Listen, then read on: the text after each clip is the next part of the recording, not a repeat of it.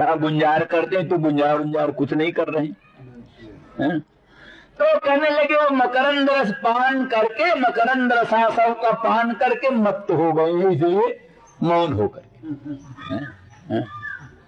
पराग रस आसव है, उस आसव को पान करके मत्त हो गए हैं, इसलिए गुंजार रूपी स्वभाव भूल गए। मुख पद्म के पराग मकरंद का रस आस्वादन कर रहे हैं।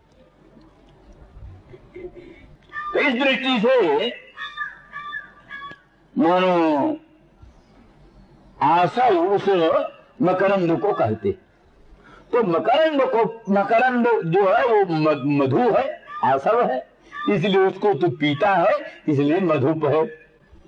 और श्लेष से ये कहती है कि तू मद्यप है, इसलिए स्पर्श योग्य नहीं है, इसलिए मैं चरण मत स्पर्श कर। मधुप है इसलिए स्पर्श योग्य नहीं है, इसलिए मैं चरण स्पर्श न कर।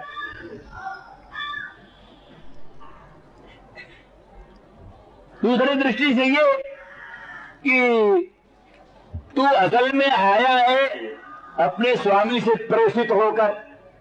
मदन मोहन श्याम सुंदर ब्रजेंद्र नंदन ने तुझे प्रेषित किया है, भेजा है मुझे मनाने के लिए, परंतु मैं बिल्कुल मानने वाली नहीं हूं, इसलिए तेरा प्रयास व्यर्थ है। मेरे मनाने का जो प्रयास है तेरा ये व्यर्थ है, इसलिए अंग्रिम मास पर मेरा चरण मत स्पर्श कर।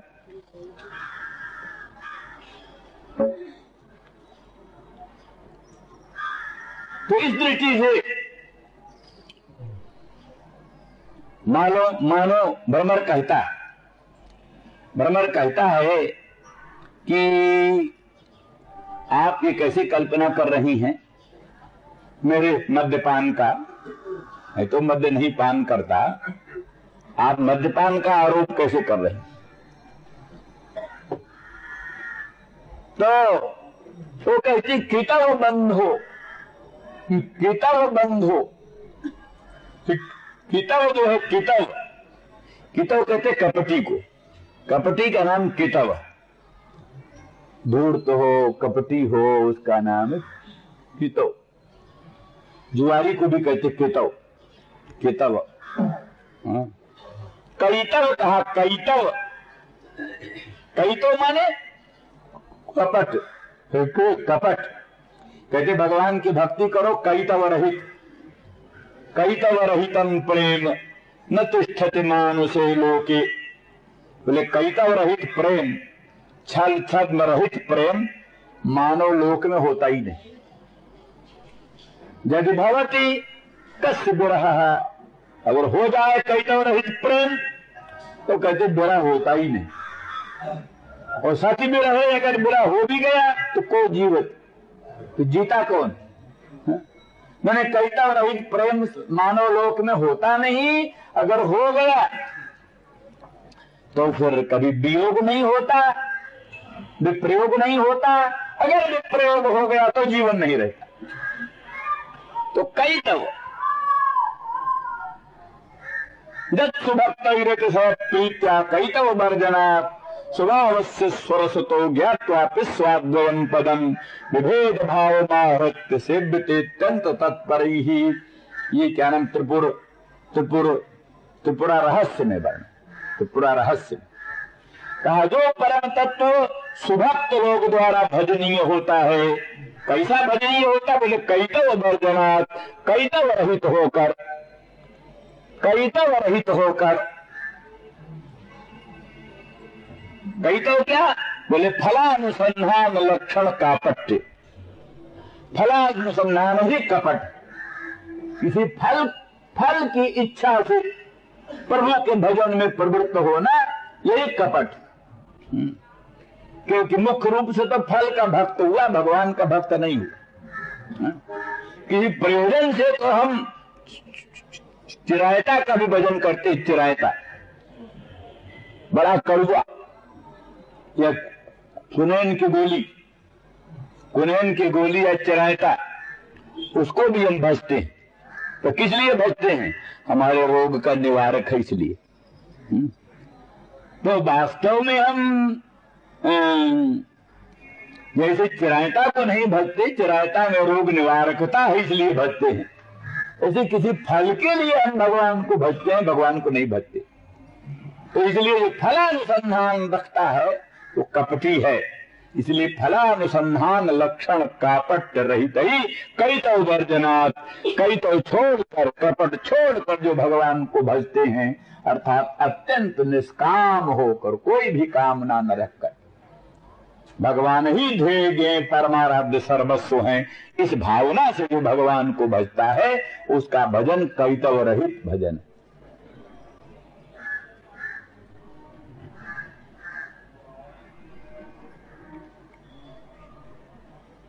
तो इस दृष्टि से कहते कितव, कितव बंधु, कितव है श्री कृष्ण, कपटी है श्री कृष्ण। क्यों कपटी है? अरे हमसे कहा था पहले, न पारे हम निरवध्य संयुजाम स्वसाधु कृत्यम विबुधायुषा पिबह। हे गोपांगना जनों, हम तुम्हारा जो साधु कृत्य है उसका बदला देवताओं की आयु भी प्राप्त करके चुका नहीं सकते। तुम्हारी जो अनन्य प्रीति है, निष्काम अनुराग है, सर्वस्व त्याग है, उसका बदला चुकाने में हम कभी भी समर्थ न होंगे। अगर हजारों ब्रह्मा की आयु भी पा जाएं तो भी तुम्हारे ऋण से हम अनऋण नहीं हो सकते, इसलिए सदा तुम्हारे ऋणी रहेंगे, ये कृष्ण ने कहा। और अब हम लोगों को त्याग करके, छोड़ करके मथुरा में राजाधिराज शाहनशाह चक्रवर्ती बने बैठे।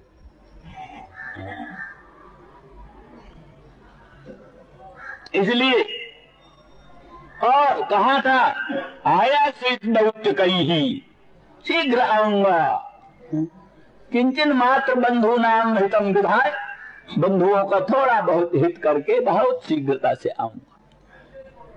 कितने दिन हो गया अभी तक आए ही नहीं, इसलिए कपटी नहीं। लोग कहते बहुत कटु शब्द बोल रही हैं, कम अच्छा है इनके लिए। हो जानते जिनका भाव है भगवान श्री कृष्णचंद्र परमानंद कंद, जिनकी रक्षा के लिए 7 दिन तक गोवर्धन पर्वत को अपनी कनिष्ठिका पर धारण किए हुए थे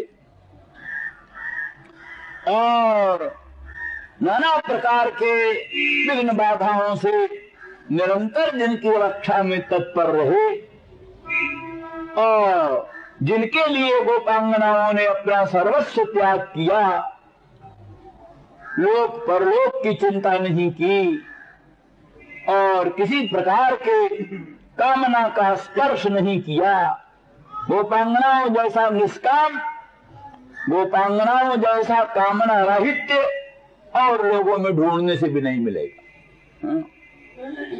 हमने एक दिन कहा था कि वो उनकी परीक्षा का प्रसंग आया तो नारद जी ने एक दिन कहा, भगवान ने नारद जी से कहा, नारद जी हमारे पेट में कुछ दर्द हो गया। बोले महाराज तो कैसे दूर होगा? बोले किसी पतिव्रता का चरणोदक मिल जाए, किसी साधु सती पतिव्रता का चरणोदक पादोदक मिल जाए तो हमारा दर्द दूर हो जाए। बोले महाराज आपके यहाँ कितनी पतिव्रताएं हैं, एक थोड़ो ना, रुक्मणी है, सत्यभामा है, जामवती है, सभी तो पतिव्रता है, महापतिव्रता है। बोले लाओ किसी का। गए नारद जी मांगने चरणोदक, देवी जरा चरणोदक दे दो, पतिव्रता हो तुम, तुम्हारे पति को पेट में दर्द है। तो किसी ने हिम्मत नहीं किया। रुक्मणी से कहा, रुक्मणी ने कहा बात तो ठीक तुम कहते हो, लेकिन मैं भला अपने भगवान को, अपने सर्वेश्वर को, अपने पतिदेव को अपना चरणोदक कैसे दूं? क्या होगा फिर? कौन से नरक में जाएंगे? अपने सर्वेश्वर सर्वशक्तिमान प्रियतम पति भगवान को अपना चरणोदक दें, ये कैसे हो सकता है? सत्यभामा के पास गए, वो भी यही कह दिया। जितने पतिव्रताओं के पास गए, किसी पतिव्रता ने स्वीकार नहीं किया कि चरणोदक, अपना चरणोदक कृष्ण के यहाँ दे। गोपांगनाओं के यहाँ, गोपांगनाओं को पता लगा, गोपांगना कहती नारद जी हमारा चरणोदक ले जाओ। हर एक गोपांगना दौड़ती है ना, हमारा चरणोदक ले जाओ, ले ले ले लो हमारा चरणोदक ले जाओ। नारद जी ने कहा अरे तुमको नरक वरक का डर नहीं? अरे बोले हमारे श्याम सुंदर का पेट दर दूर हो, हम नरक देखते रहें। नरक वरक क्या? अर्थात अपने सुख दुख की कोई चिंता नहीं, हमको क्या सुख दुख होगा इसकी कोई चिंता नहीं। श्याम सुंदर को सुख। श्याम सौख्यं यदपि परमं गोष्ठमाप्ते मुकुंदे। जज्जल्पा पृक्षत हृदयते तस्य मागात् कदापि। कहते जाते समय उद्धव ने पूछा राधा रानी से, बोलो आपका संदेश क्या कह देंगे? तो बोले क्या कहोगे, क्या संदेश बताएं? श्याम सौख्यं यदपि परमं गोष्ठमाप्ते मुकुंदे। अगर मदन मोहन श्याम सुंदर ब्रजेंद्र नंदन गोकुल में आ जाए, गोष्ठ में आ जाए, तो हम लोगों को परम आनंद होगा, अनंत आनंद होगा। लेकिन जब जल्पापेक्षत हृदय थे, जब यहाँ आने से उनकी थोड़ी सी भी क्षति होती हो, नुकसान होता हो, तो मागात कदापि श्याम सुंदर यहाँ बिल्कुल ना आए, कभी ना आए। ये है स्वार्थ परित्याग की बात। श्याम सौख्यं यदपि परमं गोष्ठमाप्ते मुकुंदे जद जल्पापेक्षत हृदयते तस्य मागात कदापि। और अप्राप्तेस्मिन् यदपि नगरात् अर्तिरुग्रा भवेन्न। अप्राप्तेस्मिन् यदपि नगरात् अर्तिरुग्रा भवेन्न। श्याम सुंदर मदन मोहन ब्रज नहीं आते, मथुरा ही रहते हैं, ब्रज नहीं आते, तो हमारी पीड़ा का कुछ ठिकाना नहीं। अनंत अचिंत पीड़ा है और होगी। लेकिन सौख्यं तस्य स्फुरति हृदये तत्र वासं करोतु। इनके हृदय में एक दर सुख होता है, ब्रज में वहां मथुरा में रहने से सुख होता है। सौख्यं तस्य स्फुरति हृदये, उनके हृदय में अगर सौख्य का स्फुरण होता है तो तत्र वासं करोतु। मेरे मदन मोहन वहीं रहे, मथुरा में ही रहे, वहीं रहे। ऐसी जिनकी अनन्य प्रीति है, तो वो उन कृष्ण को जिनके लिए सर्वस्व त्याग किया, वो कृष्ण निष्ठुर होकर और अनियत काल तक मथुरा में बैठे रहें। तो ऐसी स्थिति में ये जो कुछ भी कहें सब इनका वो प्रणय कोप जनित एक चित्र जल्प है। प्रणय कोप जनित चित्र जल्प है और इसका बड़ा महत्व है। कृष्ण भी इस व्यंग को सुनने के लिए लालायित रहते। कृष्ण को कहते कितव कपटी। कृष्ण कपटी, तू उसका बंधु। मधुप, तू उसका बंधु। तू उस कितव का, कृष्ण का तू बंधु। क्यों? उनका भी नाम मधुपति और तुम्हारा नाम मधुप। तुम्हारा नाम मधुप, उनका नाम मधुपति। तो मधुपति और मधुप तो समान ही होते हैं। अब वर्ण भी तुम्हारा उनका समान है। जैसे वो श्यामल वर्ण के, तैसे तुम श्यामल वर्ण के। तुम्हारा भी श्यामल रूप है, उनका भी श्यामल रूप है। उनका पीतांबर पीत वर्ण का, तुम्हारा पंख पीत वर्ण का। उनके बंशी का निनाद बड़ा मनोरम और तुम्हारा गुंजारो तुम्हारा बड़ा मनोरम। वो जैसे बंसी निनाद से गोपांगनाओं को मोहित कर लिया, तैसे तुम अपने गुंजारों से लोगों को मोहित कर लेते हो। तो इसलिए कितव बंधु, जो कितव है कपटी कृष्ण, वो तुम्हारे बंधु अथवा तुम उनके बंधु। कितवः श्री कृष्ण बंधुर्जस्य तत्समुद्धौ, हे कितव बंधु अथवा कितवस्य श्री कृष्ण से बंधु, कितव बंधु तत्समुद्धौ, हे कितव बंधु। श्री कृष्ण रूपी कितव के बंधु, अतः उनका जैसा गुण है वही सब गुण तुम में, जो उनमें गुण है वही गुण तुम में। इसलिए उनके गुणों से हम उद्विग्न हो चुकी हैं, व्याकुल हो चुकी हैं। उनके संबंध से अब हम बिल्कुल दूर रहना चाहती हैं, और फिर दूध का जरा मट्ठा फूंक फूंक कर पिया जाता है। तो कहते सखी कारे सब हैं बुरे, इतने काले हैं काले कारे, तो सभी बुरे। इसलिए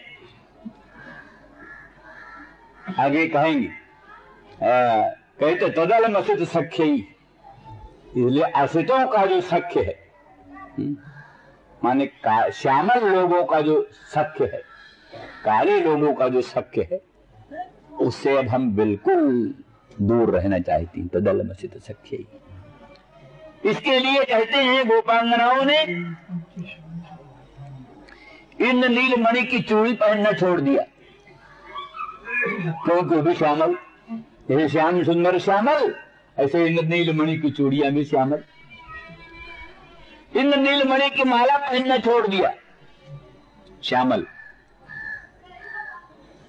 मृगमद कस्तूरी भी श्यामल होती, कस्तूरी उरोजों में मृगमद का विलिंबन करती थी, उरोजों में मृगमद कस्तूरी का विलिंबन करना भी छोड़ दिया, श्यामल। श्याम के संग से दूर रहो, न श्याम चूड़ी पहनो, न श्यामल इंद्रनील मणि पहनो, न श्यामल अंजन भी आंखों में मत लगाओ, श्यामल है काला, अंजन भी आंखों में मत लगाओ, श्यामल संबंध। किसी ने कहा कि काले बाल हैं उनको क्या करोगी? काले बाल हैं उनको क्या करोगी? तो कहती बाबा जियों जैसा धूली लगा भस्म लगा लगा करके बाबा जी अपने बालों को बना लेते सुनहले, जटा वाले जो बाबा होते हैं, जटाएं जिनकी बड़ी होती हैं। कई कई ऐसे हमने देखे जटा वाले 10-10 हाथ की जटाएं, 10-10 हाथ की जटाएं। हाँ, और एक महात्मा तो ऐसे थे यही काशी में, उनकी दाढ़ी भी पांव तक छूती थी, पांव तक दाढ़ी भी पांव, और पिछला बाल भी पांव तक, बिल्कुल दोनों, और एक एक बाल सब पृथक पृथक अलग अलग ऐसे सुस्त। तो हाँ, तो जैसे धूली भस्म धारण करके काले बालों को सुनहला बना लिया जाता है, तो धूलिर धृता मस्तके, ये कहते ब्रजरज को ये मस्तक पर धारण कर करके, और अपने बालों को भी, इनके भी कालेपन को मिटाकर सुनहला बना दें। इस तरह से उस जो कितव श्री कृष्णचंद्र मदन मोहन श्री कृष्ण जो कितव है, उनके तुम बंधु हो, इसलिए तुम हमारा चरण स्पर्श बिल्कुल मत करो। मास प्रशांघ्रिम, हमारे अंगुरी को, हमारे चरण को स्पर्श न करो।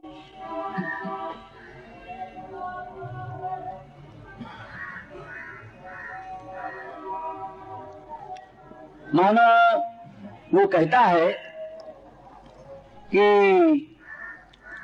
हम दो पुनः पुनः अपना अपराध क्षमा कराते हैं, अपराध क्षमापन करते हैं, प्रार्थना करते हैं, आपका चरण स्पर्श से हम पवित्र हो जाएंगे, जन्म जन्मांतर के, युग युगांतर के, कल्प कल्पांतर के पाप पुण्य नष्ट हो जाएंगे। मेरे स्वामी श्याम सुंदर ब्रजेंद्र नंदन मदन मोहन ने हमको भेजा है कि आपका चरण स्पर्श करके, आपके चरणार बिंद का रज स्पर्श करके हम कृतार्थ हो जाएं, कृतकृत्य हो जाएं।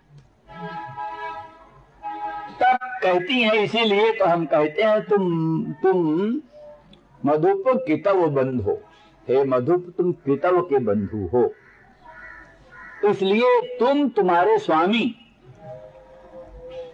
तुम मधुप हो, तुम्हारे स्वामी भी मधुप हैं। मधु का अर्थ मधुन कुरून वा इत्यादि वचनों में यदुवंशी भी मधु शब्द से कहे जाते, इसलिए माधव मधु वंश में उत्पन्न होने के कारण माधव, मधुवंशी होने के कारण कृष्ण का नाम माधव। माया धवा माधवा ये भी है, माँ लक्ष्मी उसका धव पति माधवा ये भी है। तो मधु यदुवंशी, यदु अंधक वृष्णि अंधक मधु ये सब जातियां उनके भीतर की। तो वो यदु पान में बड़े प्रसिद्ध हैं, सोरा पान में यदुवंशी बड़े प्रसिद्ध है। हाँ, बलराम आदि थे, बारुणी पान निष्णात, तो उन्हीं के वंश में उन्हीं के अधिपति माधव हैं। तो तुम भी मधुप, तुम भी मधुप, तुम्हारे स्वामी भी मधुप, इसीलिए कैसे मनाना चाहिए, दौत्य कर्म कैसे करना चाहिए, ये न तुमको मालूम न उनको मालूम। दौत्य कर्म कैसे करना चाहिए ये तुम्हारे स्वामी को भी नहीं मालूम, तुमको भी नहीं मालूम। क्यों? अरे बोले कि मधुपकितो बंधो मां स्पृशांघ्रिम, क्यों? सपत्न्या कुछ बेलुलित माला स्मश्रुभिर। कहते हैं कि तेरा जो श्मश्रु है, तेरा जो श्मश्रु है माने मूछ के बाल, मूछ के बाल को श्मश्रु कहते हैं, श्मश्रु। तो तेरे श्मश्रु में, तेरा श्मश्रु लाल है, अरुण है या पीला, श्मश्रु पीला है, अरुण। अरुणिमा को लिए हुए पीलिमा होती उसमें, किसमें? केसर में। केसर जो है, केसर अधिक केसर डाल के चंदन रगड़ो, शुद्ध केसर हो तो पीली नहीं, उस अरुणिमा को लिए हुए पीतिमा होती है। अरुणिमा पीतिमा का मिश्रण होता है। तो वो तेरे श्मश्रु में लगे हुए हैं। ये कैसा, ये श्मश्रु में क्या लगा है? बोले कुमकुम लगे हैं, कुमकुम। तेरे श्मश्रु में कुमकुम है, कुमकुम। कैसा कुमकुम? कहां का कुमकुम? माने वो कुमकुम तेरे श्याम सुंदर मदन मोहन ब्रजेंद्र नंदन की मालाओं में लगे हुए थे। श्याम सुंदर ब्रजेंद्र नंदन कृष्णचंद्र ने जो माला पहन रखी, बनमाला, कमल के फूलों की माला, तुलसी कुंद मंदार पारिजात सरोर हुई पंचभी रचिता माला, ये जो आपाद लंबिनी माला, वो माला में वो कुमकुम लगा हुआ है। तो माला के सौगंध रस का आस्वादन करने के लिए अपने बंधु श्याम सुंदर ब्रजेंद्र नंदन मदन मोहन के उस माला में जो लगे हुए कुमकुम हैं, उन कुमकुम का तो रसास्वादन करता है। उसके कारण तेरा श्मश्रु वो पीला हो गया है, लाल हो गया है। और वो माला में कृष्णचंद्र परमानंद कंद के माला में श्मश्रु कहां से आया? तो माला में कुमकुम कहां से आया? उस माला में कुमकुम कहां से आया? बोले सपत्न्या कुछ बेलुलित माला कुंकुमस्मश्रुभिर्नः। जो मथुरा धाम में रहने वाली नागरी कुब्जा आदि रुक्मिणी आदि, तो मथुरा नगर की जो कृष्ण प्रेयसी, कृष्ण की प्रियतमाई, उनके उरोजों में जो लगा हुआ कुमकुम, केसर, हरिचंदन मिश्रित कुमकुम, उन नागरी जनों के उरोजों में संलग्न था। वही श्री कृष्णचंद्र परमानंद कंद की माला में लग गया, और उसी माला को तुमने आग्रहण किया तो तुम्हारे श्मश्रुओं में वही कुमकुम आ गया। उस कुमकुम के द्वारा तो उन श्मश्रुओं से मेरा स्पर्श करेगा तो मैं अशुद्ध हो जाऊंगी, इसलिए तू मेरा स्पर्श न कर। क्यों कि शास्त्रों में लिखा उच्छिष्ट चीज किसी का स्मरण राम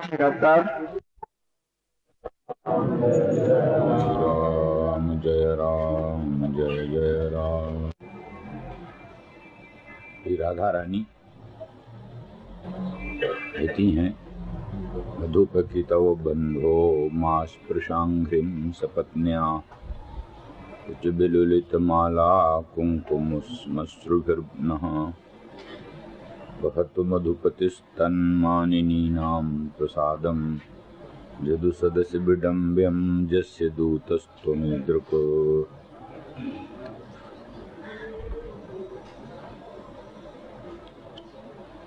अथवा मधुपकितव दोनों ही कृष्ण का बोधक है। कितवः क्या नाम है, मधुपः कितवश्च, मधुप भी है और कितव भी। श्री कृष्ण मधुप भी माने मधुपान करने वाले यदुवंशी होने के कारण मधुप भी हैं। मधु मादक द्रव्य, आसव, मादक आसव,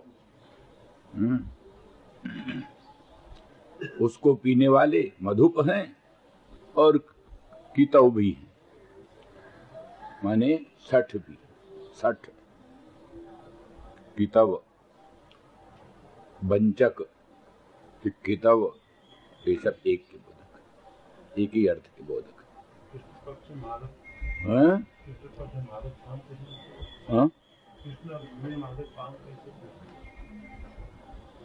समझा नहीं क्या शंका? मदपान कैसे करेंगे मधुप में? वही ज्यादा होने से भगवान मैरेयम पाययामासो, वाल्मीकि रामायण में, वो सब अलग बात है। फिर यहाँ तो आरोप है, यहाँ तो राधा रानी आरोप कर रही हैं। आरोप सब सत्य ही थोड़ो ना, आरोप सब सत्य ही थोड़ो ना, वो तो दोषानुसंधान कर रही हैं। कृष्ण में दोषानुसंधान, जैसे कोई संसार में प्राणी दोषानुसंधान करता है मन हटाने के लिए, ऐसे राधा रानी वृषभानुनंदिनी भगवान श्री कृष्ण में दोषारोपण करती हैं उनसे मन हटाने के लिए।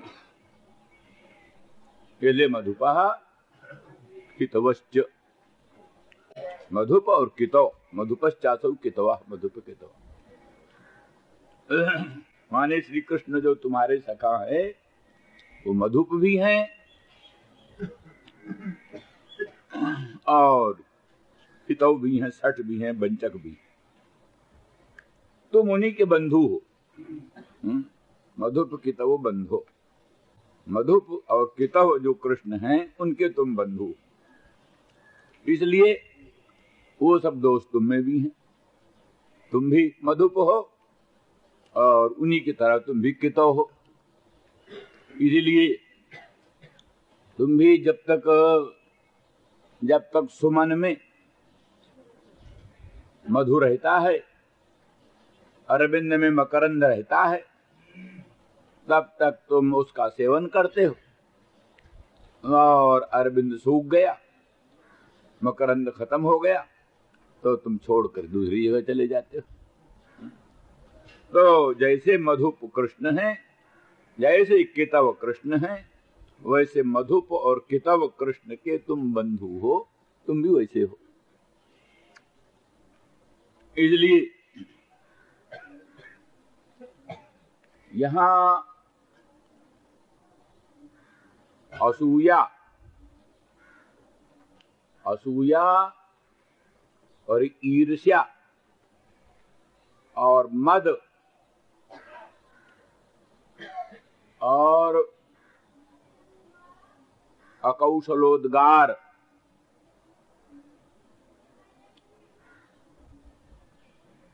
ये सब प्रजल्प के लक्षण। प्रजल्प जो है, चित्रजल्प, प्रजल्प जो कि महाभाव की अवस्था में आविर्भूत होता है प्रजल्प, उसमें असूया भी होती है। तो हितव पद से, हितव माने भगवान कृष्ण को वंचक कह करके, हितव कह करके असूया करती हैं उनकी। गुणों में दोषारोपण असूया, गुणों में भी दोषारोपण असूया। यही सब अन्यत्र दोष भी होता है, अन्यत्र यही सब दोष है, लेकिन प्रेमोन्माद में प्रेमी के द्वारा अपने प्रियतम के लिए जो ऐसे कहे जाते हैं, ये सब गुण।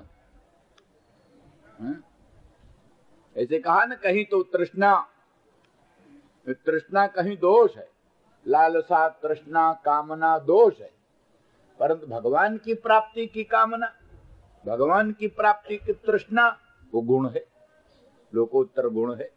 बड़े भाग्य से किसी को भगवत पद प्राप्ति की तृष्णा होती है, भगवत पद प्राप्ति की लालसा होती है। उसी तरह से यही भाव अन्यत्र संसार में प्रयुक्त हो तो दोष है, परंतु राधा रानी वृषभानुनंदिनी जो श्री कृष्ण प्रेम में उन्माद अवस्था में पहुंची हुई है, महाभाव की अवस्था में पहुंची हुई है, उस समय जो कृष्ण के प्रति इस प्रकार का दोषारोपण, वो गुण है। तो इसलिए केतव शब्द के द्वारा वो असूया व्यक्त की गई।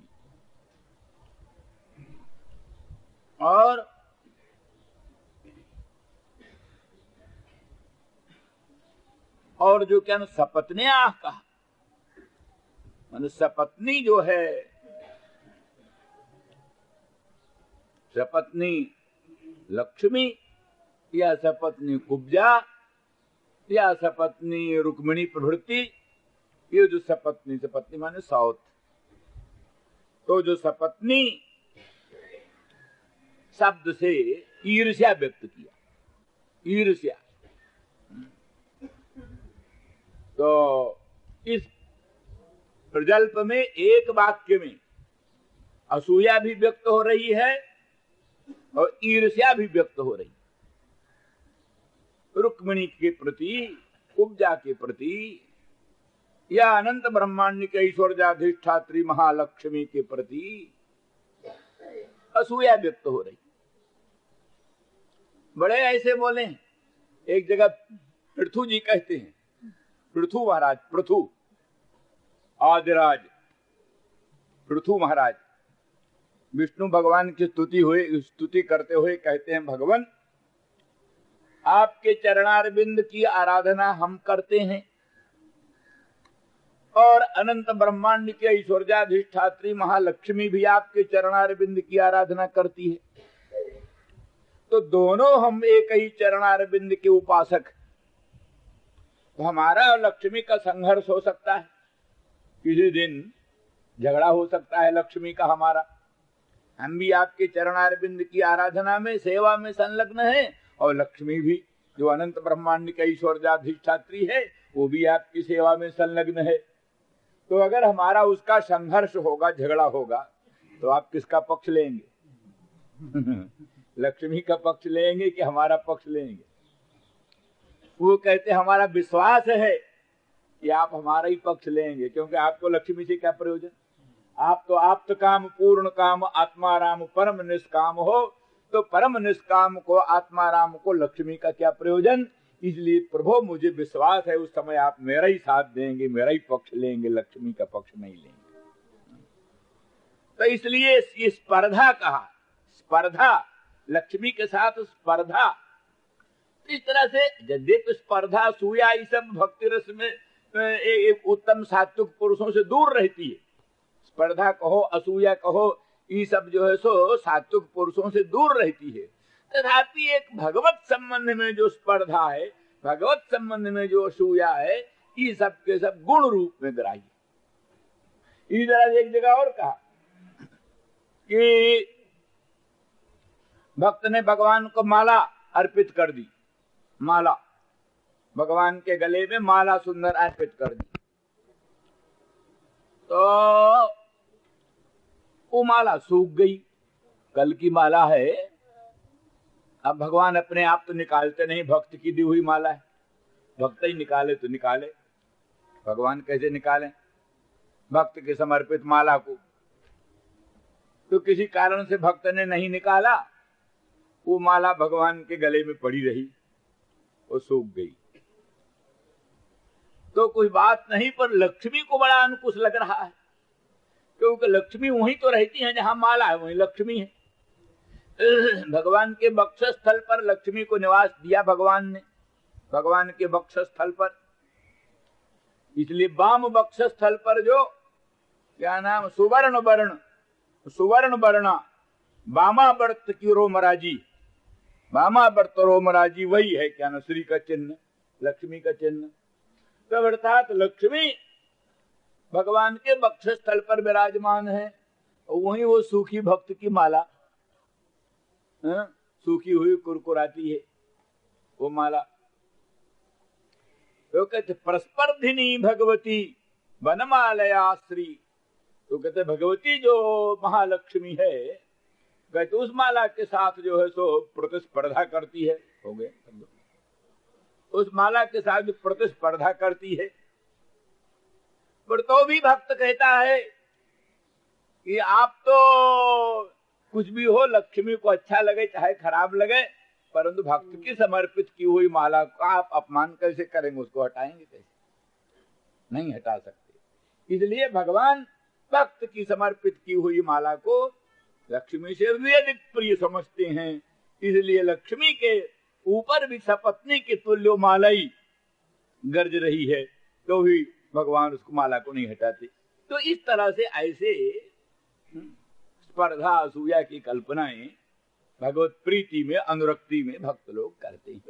इसी दृष्टि से लक्ष्मी के प्रति उसको अपना सपत्नी मानकर, या रुक्मिणी के प्रति या कुब्जा के प्रति उसको सपत्नी मानकर, और उस भ्रमर को निंदित किया कि तेरे श्मश्रु में, तेरे मुख में जो श्मश्रु हैं, बाल हैं, वो पीले हैं। वो पीले क्यों हैं? पीले यही है कि भगवान कृष्ण के मंगलमय उरस्थल में जो विराजमान वो बनमाला, वो बनमाला में कुछ कुमकुम लगे हुए हैं, उन्हीं कुमकुम को तू माला में रहता ही है, तू माला में रहता है। परजुष्टया तो विभो बनमालयेयम, वो माला क्या नाम है, परजुष्टा हो गई, मैंने बासी हो गई, सूख गई। तो उस हाँ, तो यहाँ तो वो दूसरी बात है। तो वो माला, उस माला में जो कुमकुम लगे हैं, उन कुमकुमों को तूने अपने घ्राण से रसास्वादन किया, तो तेरे श्मश्रुओं में वो कुमकुम लग गए। कुमकुम मात्र से परहेज नहीं था, कुमकुम मात्र से परहेज नहीं था, पर वो कुमकुम वो मेरी सपत्नी के उरोजों में जो लगा हुआ कुमकुम है, वही है कुमकुम, वही कृष्ण की माला में लग गया। उसने जो कृष्ण का आलिंगन किया, तो कृष्ण की माला में, उसके स्तनों में जो लगे हुए कुमकुम थे वो कुमकुम कृष्ण की माला में लग गए। फिर तापोपशमनार्थ हर एक प्राणी का परम कर्तव्य है भगवान के द्वारा अपने और स्थल को अलंकृत करे।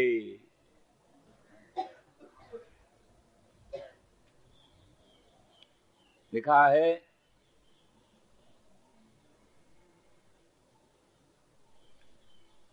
लिखा धिक तदीय कुलशील यौवनम, धिक तदीय कुलशील यौवनम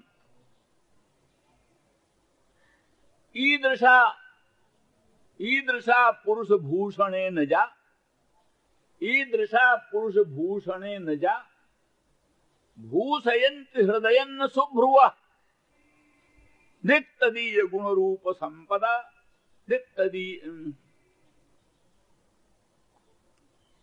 तदीय कुल रूप यौवनम, धिक तदीय गुण रूप संपदा। जो शुभ्रु, जो सौभाग्यशालिनी श्री कृष्ण जैसे परम पुरुष, पुरुष भूषण, पुरुष भूषण माने परम पुरुष। पुरुषों में भूषण कौन? पुरुषोत्तम। उसमें लोके वेदे च प्रथित पुरुषोत्तमः क्षर सर्वाणि भूतानि कूटस्थोक्षर उच्यते उत्तम पुरुषस्त्वन्य परमात्मेत्युदाहृतः।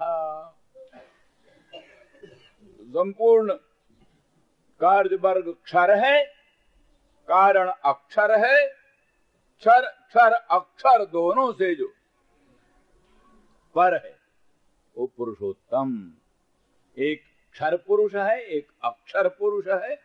एक क्षर अक्षर दोनों पुरुष से उत्तम पुरुष पुरुषोत्तम कहलाता है। तो पुरुषोत्तम पुरुष भूषण, ऐसे पुरुषोत्तम रूप पुरुष भूषण से जो शुभ्रू अपने हृदय को अलंकृत नहीं करती, या जो भक्त अपने हृदय को पुरुष भूषण भगवान से अलंकृत नहीं करता, जिसके हृदय में भगवान का मधुर मनोहर मंगलमय स्वरूप अभिव्यक्त नहीं है, प्रकट नहीं है, उसका हृदय नहीं भूषित है। तो ईदृशा पुरुष भूषणेन जा भूषयन्ति हृदयन्न शुभ्रुवः, ऐसे पुरुष भूषण से जो अपने हृदय को अलंकृत नहीं करता, धिक तदीय गुण रूप संपदः, धिक तदीय कुलशील यौवनम, उसके रूप और गुण और संपत्ति को धिक्कार है, उसके कुल और शील और यौवन को धिक्कार है, उसके कुल और शील और यौवन को धिक्कार है। ये सिद्धांत है। इस सिद्धांत के अनुसार भगवान के मधुर मनोहर मंगलमय स्वरूप की अभिव्यंजना द्वारा अपने हृदय को अलंकृत करना, अपने हृदय को सुशोभित करना प्रत्येक स्त्री पुरुष सबका कर्तव्य है। उस दृष्टि से किसी सौभाग्यशालिनी ने भगवान कृष्णचंद्र परमानंद कंद मदन मोहन को आलिंगन किया अपने हृदय का उत्ताप उपशमन के लिए। हृदय में जो शोक है, मोह है, नाना प्रकार का दोष है, तब लगी बसत जीव और नाना, काम क्रोध मत्सर मद नाना, जब लगी प्रभु प्रताप रवि नाही, ममता तिमिर तरुण अंधियारी, राग द्वेष उलूक सुखकारी। प्राणी के हृदय में ममता तिमिर तरुण अंधियारी, ममता रूपी जो तिमिर तरुण है, तरुण तिमिर है माने तीव्र, तीव्र जो उग्र, तरुण जो तिमिर अंधकार, वो क्या ममता, ममता ही घोर अंधकार है। तो जिस हृदय में ममता रूपी घोर अंधकार रहे, वहीं काम क्रोध आदि उल्लू छिपे रहते। अंधेरे में उल्लू छिपे रहते। उल्लू कहाँ रहते? अंधेरे में। तो ममता रूपी तिमिर तरुण जहां रहता है, वहां राग द्वेष उल्लू को सुखकारी, राग द्वेष लोग उल्लू बैठे। काम क्रोध मत्सर मद नाना, काम और क्रोध और मत्सर और मद, ये अनेक दोष उसी हृदय में बने रहते हैं। कब तक के रहते हैं? जब लगे प्रभु प्रताप रविनाही, जब तक प्रभु का प्रताप रूपी सूर्य उदय नहीं। सूर्य जो उदय हो जाए तो अंधकार का कहां पता। ऐसे प्रभु प्रताप रवि, ऐसे प्रभु प्रताप सूर्य का प्रादुर्भाव हो जाए तो फिर ममता से मेरे तरुण अंधियारी मिट जाती है और सब बात हो जाती है। तो इस तरह से हृदय में ये जो सब उत्ताप हैं, इन उत्तापों को उपशमन करने के लिए कोई सौभाग्यशालिनी, कोई सौभाग्यशाली पुरुष भगवान को अपने हृदय में लगाती, भगवान को अपने हृदय से संलग्न करती है। तो उस समय जो उस सपत्नी ने भगवान श्याम सुंदर कृष्णचंद्र परमानंद कंद का आलिंगन किया, उनसे अपने हृदय को अलंकृत किया, तो उनकी वनमाला में उसके वक्षस्थ, उसके वक्षोज में, उरोजों में लगे हुए जो कुमकुम हैं, वो कुमकुम उसमें लग गए।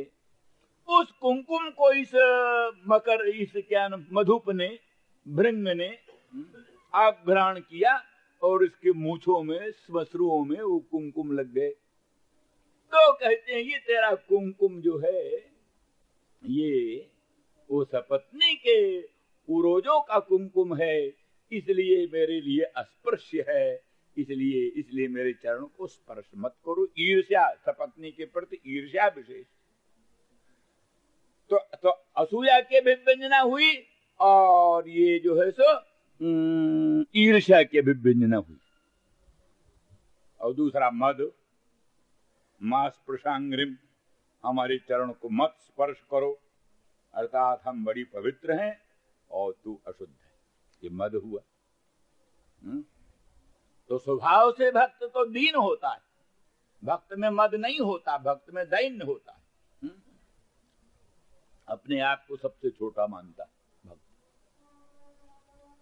तृणादपि सुनीचेन तरोरिव सहिष्णुना अमानिना मानदेन कीर्तनीय सदा हरि। श्री हरि का कीर्तन करो। कैसे कीर्तन करो? कहते हैं तृणादपि सुनीचेन, तिनके से भी सुनीच बन जाओ। तिनका जो है ना, तृण, रास्ते में पड़ा हुआ तृण, उससे भी सुनीच बन जाओ, उससे भी छोटा अपने को मानो। भगवत कीर्तन, ये ना समझो कि अब हम भगवान नाम कीर्तन कर रहे हैं, अब हम बादशाहों के बादशाह। ये सब नास्तिक हैं, सब मूर्ख हैं। हम भगवान का कीर्तन करते हैं, हम बड़े उत्कृष्ट हैं, ये भावना करोगे तो कीर्तन का महिमा सब चली जाए। इसलिए कहते तृणादपि सुनीचेन, तिनका से भी अपने को सुनीच समझो। और सहिष्णु तरोरिव सहिष्णुना, वृक्ष जो है, वृक्ष से भी ज्यादा सहिष्णु बनो। वृक्ष देखो, वर्षा सहता है, धूप सहता है, वायु सहता है, कोई फल तोड़ने के लिए ईंटा मारता है, पत्थर मारता है, कोई डंडे फेंक फेंक कर मारता है, कोई डाल काट देता है, कोई पत्ता काट देता है, कोई पल्लव काट देता है, वृक्ष सब सहन करता है। तो इसे तरोरिव सहिष्णुना, तरु से, वृक्ष से भी अधिक सहिष्णु बन जाओ। और अमानिना, स्वयं मानी मत बनो, अहंकारी घमंडी मत बनो। मान देन, दूसरों का खुद सम्मान करो, दूसरों का खूब सम्मान करो। इस तरह से भगवान के मधुर मनोहर मंगलमय नाम का कीर्तन करो, ये विधि है। लेकिन कोई अवसर दूसरा आता है। राधा रानी में भी यही सब है, यही दैन्य। राधा रानी तो समझती है हमसे अधिक धन्य है ये हरिणी, ये हरिणी जो जंगल की है हरिणी, ये हमसे ज्यादा अच्छी। धन्यास्म मूढ़ मतयो हरिणीता नंदन मुपात्र विचित्र वेशम। ये हरिणी धन्य धन्य है, जो कि अरण्य में श्री कृष्णचंद्र परमानंद कंद मदन मोहन का दर्शन करती हैं और अपनी आंखों को सफल करती, क्योंकि उनके पति कृष्ण सार है। काले मृग का नाम कृष्ण सार है। अपने काले मृग कृष्णसार पतियों के साथ साथ हरिणी मृगी जंगल में आती हैं, कृष्णचंद्र के मुख चंद्र का दर्शन करती हैं, दामिनी दूत विनिंदक पीतांबर को निहारती हैं, अपने नयनों को सफल बनाती। ऐसा उनको क्यों सौभाग्य संभव हुआ?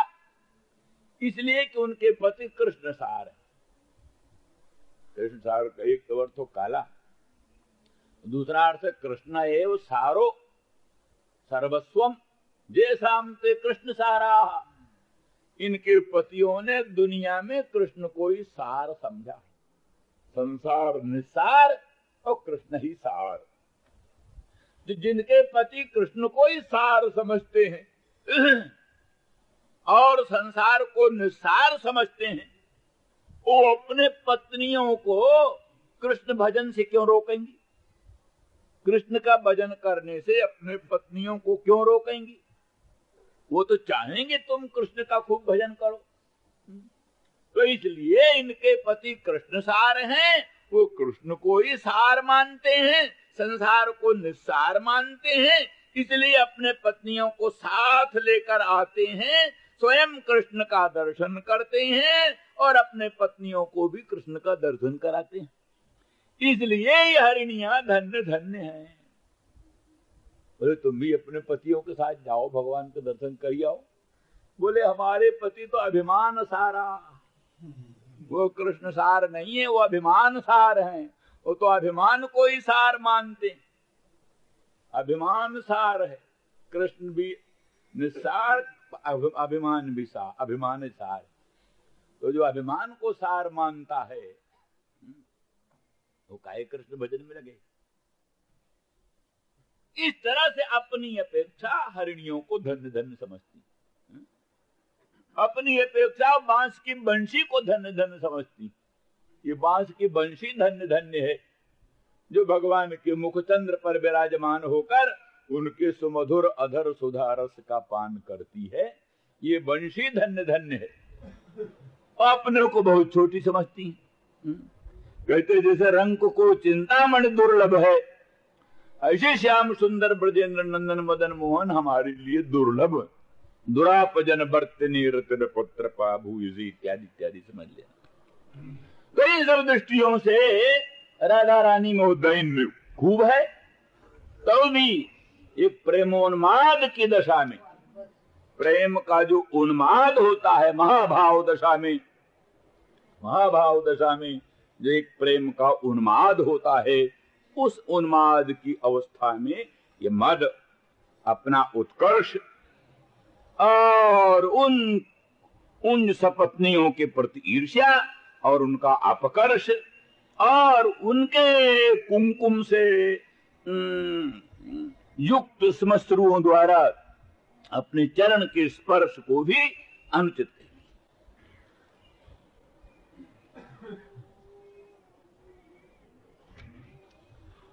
यही उनकी कल्पना है कि एक बात यहां है, मधुप कहता है देवी राधा रानी वृषभानुनंदिनी श्री कृष्ण प्राणेश्वरी माता, अच्छा मैं आपका चरण स्पर्श योग्य नहीं, मैं जाता हूं लौटकर मथुरा। श्याम सुंदर ब्रजेंद्र नंदन स्वयं पधारेंगे, स्वयं आएंगे, स्वयं आपका चरण स्पर्श करेंगे और आपका मान मनाएंगे और आपको प्रसन्न करके और आपके सन्निधान में आपका अनुग्रह प्राप्त करेंगे। इस पर वो कहती हैं बहतु मधुपतिस्तन मानिनी नाम प्रसादम, बहतु मधुपतिस्तन मानिनी नाम प्रसादम। मधुपति जो कृष्ण हैं, मधुपति जो कृष्ण हैं, जो उनकी मानिनी गण है, मानिनी कृष्ण की जो मानिनी अनुरागिनी, प्रणयिनी, कृष्ण की जो प्रणयिनी मानिनी,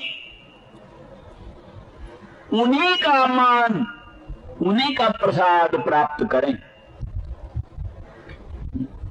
अर्थात मथुरा नगर में रहते रहते वहां की जो उनकी सहस्त्रों पट रानियां हैं, उनका ही प्रसाद बहतु, उनके ही प्रसाद को प्राप्त करें। और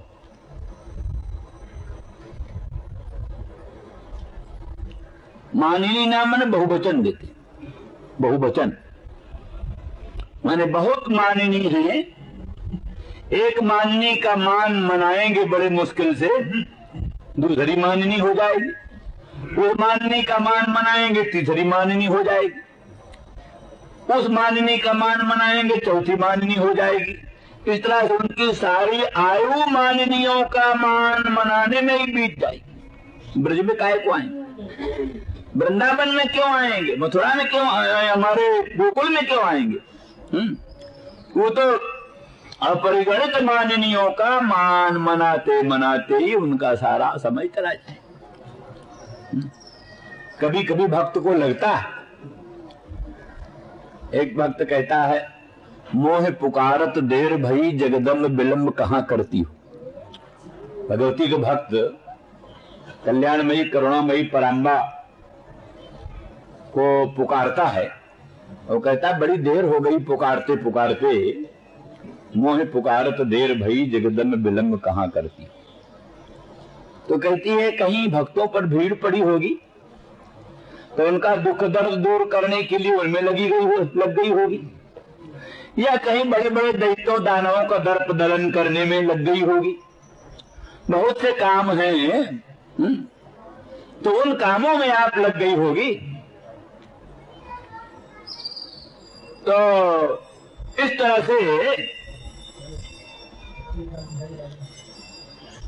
से अनेक काम हैं। कहीं भक्तों पर भीड़ पड़ी होगी, कहीं दैत्यों दानवों के दर्प दलन करने में लग गई होगी, कहीं और नाना प्रकार के कार्यों में लग गई होगी। भक्त व्याकुल होता है। तो विभिन्न भक्तों के काम में भी भगवान को देरी होए तो वो भी भक्त को व्याकुलता का कारण बनता ही है। उसको अपने लिए तो भगवान के मिलने में विलंब हो ही रहा। ऐसे भगवान के भक्त तो अनेक हैं, अनंत हैं, एक नहीं। और भक्तों का भगवान एक ही है। भगवान 10, 20, 100, 50 नहीं। भगवान तो अनंत अखंड वेदांत वेद्य सच्चिदानंद घन पर ब्रह्म प्रभु एक ही है। रूप उसके भले अलग अलग हो जाएं, रामचंद्र का रूप, कृष्णचंद्र का रूप, शिव सदाशिव का रूप भले हो जाए, पर तत्व तो एक ही है। एक ही अनंत अखंड सच्चिदानंद घन पर ब्रह्म है, वही अनेक रूप में प्रकट होता है। तो भगवान एक और भक्त अनेक। तो अनेक भक्त भगवान को अपनी अपनी ओर खींचे। तो जो भक्त भगवान के विप्रयोग जन तीव्र ताप से संतप्त है, उसको ये भी बात खलती ही है। इसी तरह से राधा रानी वृषभानुनंदिनी संबंध में भी कल, ये भी तो सब बड़े भाग्य से जन्म जन्मांतर के पुण्य से कुब्जा का कोई कम सौभाग्य था। कुब्जा जन्म जन्मांतरों की पूर्णशालिनी थी, तो संसार से नहीं तो और कोई वरदान मांग लेती। हमको साम्राज्य मिल जाए, हमको स्वराज्य मिल जाए, हमको मोक्ष मिल जाए, हमको अनंत धन धान्य मिल जाए, बहुत सब वर मांग सकती थी। और दुनिया का कोई वर न मांग करके केवल भगवान श्री कृष्णचंद्र परमानंद कंद मदन मोहन को ही अपने पति रूप में, अपने सर्वस्व रूप में मांगा। तो जन्म जन्मांतर की पूर्णशालिनी है। हमारा मन भगवान के पादार बिंद मकरंद का मिलिंद हो जाए, ये कितने पुण्य का फल है। बड़े बड़े जोगिंद्र मुनिंद्र अमरात्मा परमहंस तरसते रहते हैं, हमारा मन भगवान के पादार बिंद मकरंद का लंपट हो जाए, मिलिंद हो जाए। इस प्रकार से कुब्जा भगवान के चरणार बिंद मकरंद का मिलिंद बन गई। जन्म जन्मांतर का पुण्य। फिर क्या कहना है, रुक्मिणी सत्यभामा प्रभृति तो और उच्च कोटि की है।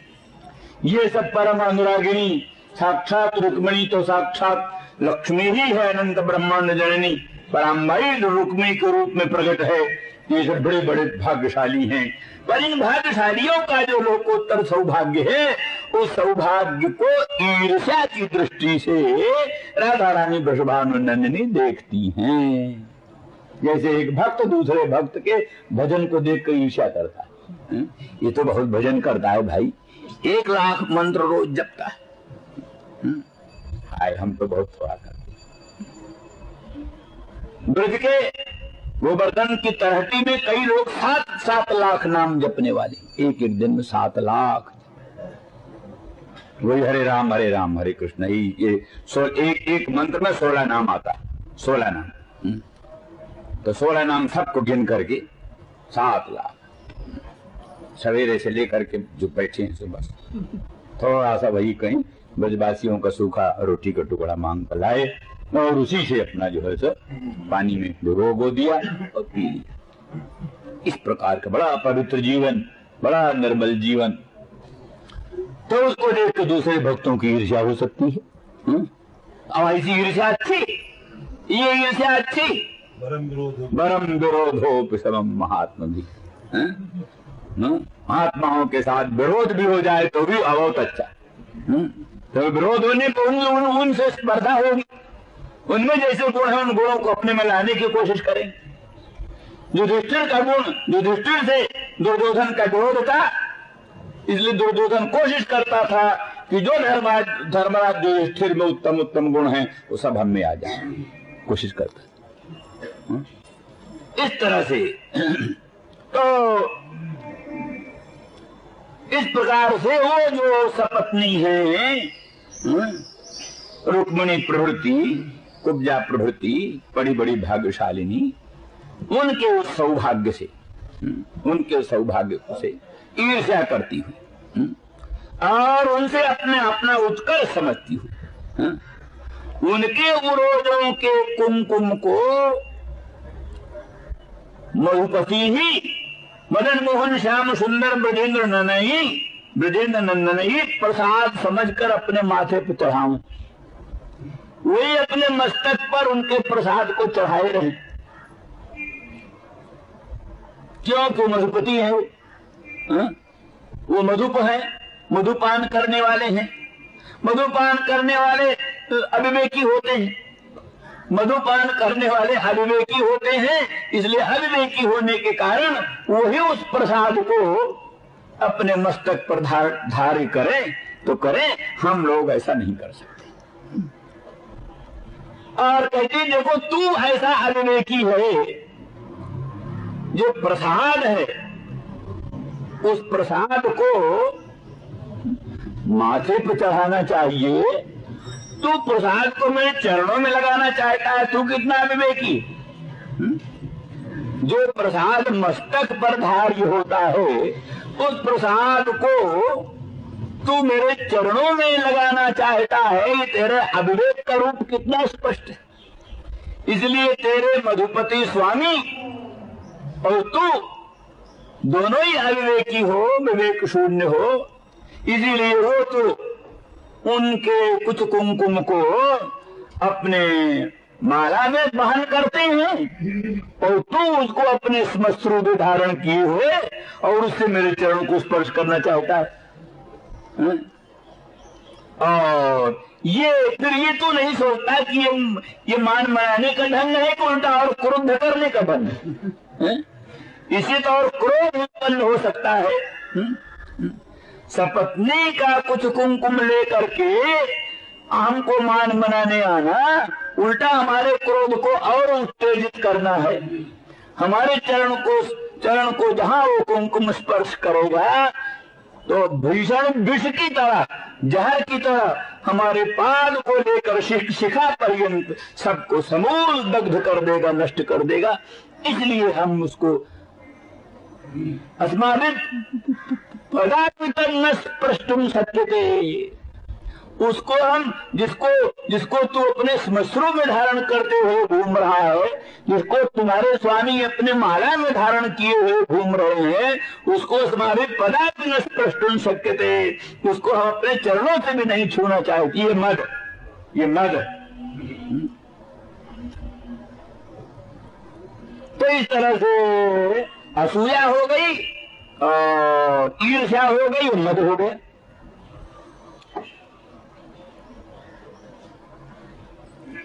और एक अवधीरणा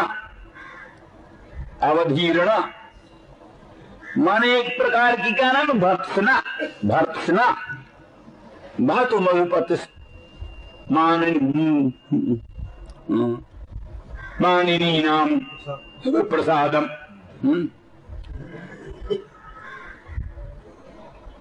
ये अवधीरणा भर्त्सना।